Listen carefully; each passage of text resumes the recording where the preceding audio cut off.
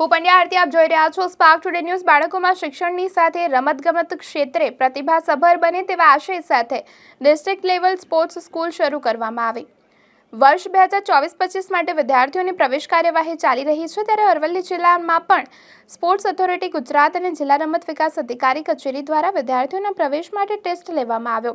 મોડાસા સ્થિત જિલ્લા DLSS school ખાતે પ્રવેશ મેળવવા રજીસ્ટ્રેશન કરાયેલા 1250 જેટલા વિદ્યાર્થીઓ ઉપસ્થિત રહ્યા।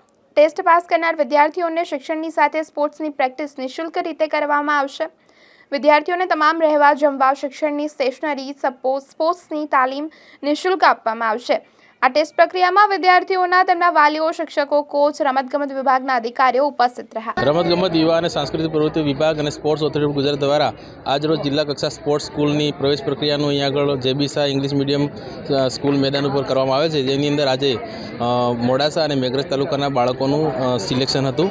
એમાં 1250 છોકરા આપણે રજીસ્ટ્રેશન કરેલ હતું, જેની અંદર સરકારશ્રી દ્વારા જે બાળકો સિલેક્શન થશે તે લોકોને તમામ ખર્ચ જેવો કે શાળા પ્રવેશ, શૈક્ષણિક ફી હોય, સ્ટેશનરી હોય, હોસ્ટેલ ફી હોય, સ્કૂલ ગણવેશ હોય, પૌષ્ટિક આહાર, પછી તમામ પ્રકારની ઘનિષ્ઠ તાલીમ આપવામાં આવશે સારા કોચ દ્વારા, અને મેડિક્લેમ છે, રમતના સાધનો, તમામ વસ્તુ સરકારશ્રી તરફથી એમને પૂરી પાડવામાં આવશે। અને આજરોજ મોટી સંખ્યામાં બાળકો હાજર રહ્યા છે, તેમને જમવાની અને પાણીની તેમજ અન્ય લીંબુ પાણીની તેમજ વ્યવસ્થા કરવામાં આવી છે।